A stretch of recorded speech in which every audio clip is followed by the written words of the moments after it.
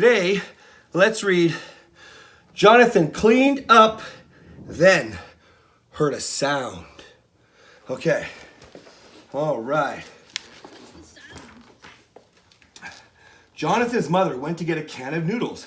She said, "Jonathan, please don't make a mess." When she was gone, Jonathan stood in the middle of the apartment and looked at the nice clean rug and the nice clean walls and the very, very clean sofa and said, "Well, there was certainly no mess here." Then he heard a sound. It was coming from behind the wall. He put his ear up against the wall and listened very carefully. What is it? The noise sounded like a train. Just then, the wall slid open and a subway train pulled up and stopped. Someone yelled, "Last stop, everybody out!" Then the little people, big people, fat people, and thin people, and all kinds of people came out of Jonathan's wall, ran around his apartment, and went out the front door.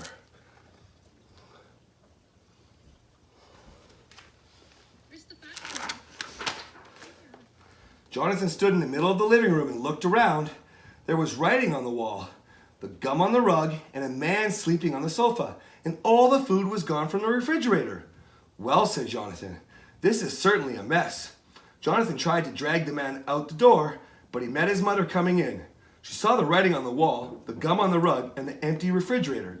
She yelled, "Jonathan, what a mess!" Jonathan said, "The wall opened up and there was a subway train. Thousands of people came running through." But his mother said, "Oh, John, don't be silly. Clean it up."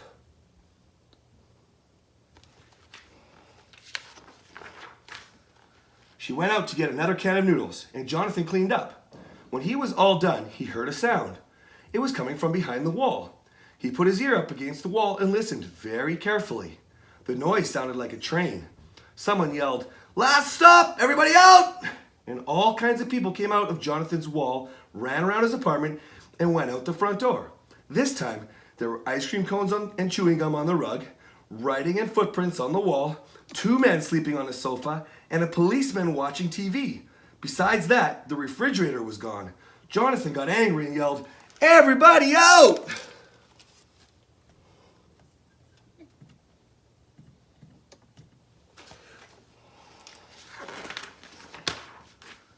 Just then, his mother came in.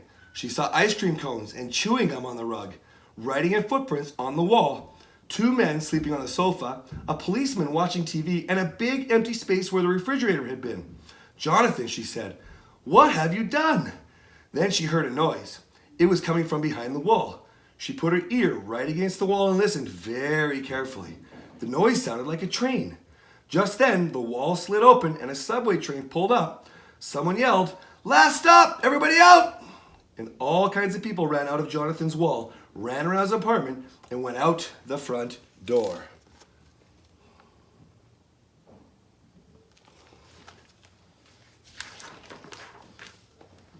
There were ice cream cones, chewing gum, and pretzel bags on the rug, writing and footprints and handprints on the wall, and 5 men sleeping on the sofa. Besides that, a policeman and a conductor were watching TV, and the fridge and stove were gone. Jonathan went to the conductor and said, "This is not a subway station. This is my house." The conductor said, "If the subway stops here, then it's a subway station. You shouldn't build your house on a subway station. If you don't like it, go see City Hall."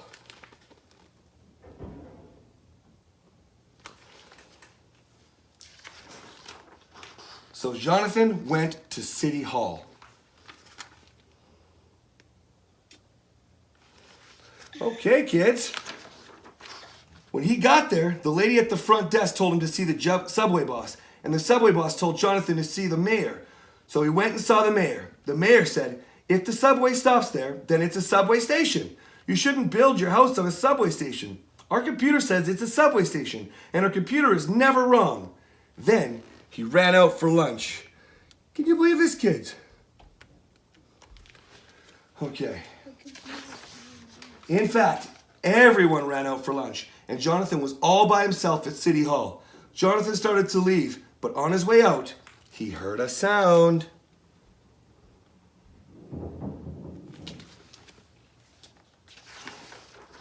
Someone was crying, "Oh, I'm hungry." Jonathan listened very carefully. He walked up and down the hall and found the room it was coming from. He went in, and there was a big, enormous, shining computer machine. The computer was going wing, wing, clinger, clinger, clingety, clang, and its lights were going off and on. The voice was coming from behind it.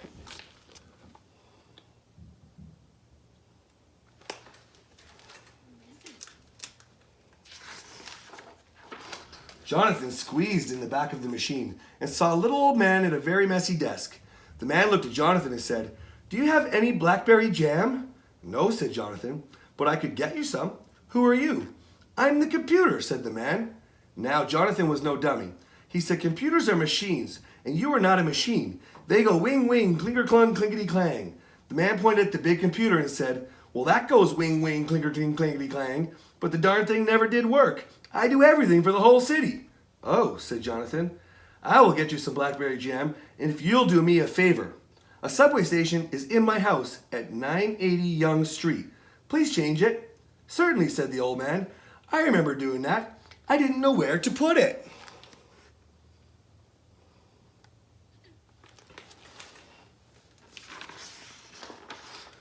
Jonathan ran out and passed all the offices with nobody there.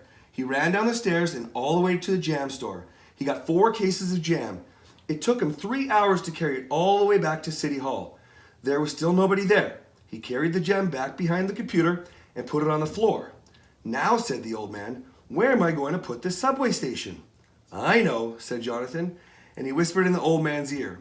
When he left, but the old man yelled after him, "Don't tell anyone the computer is broken. The mayor would be very upset. He paid $10 million for it." When Jonathan got home, his mother was still standing on the rug because she was stuck to the gum. Jonathan started washing the writing off the wall. He said, "There will be no more subways here."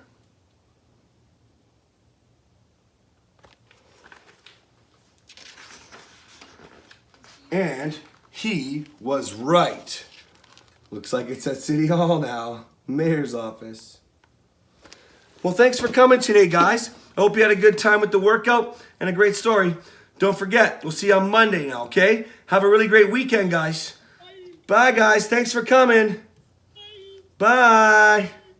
See ya.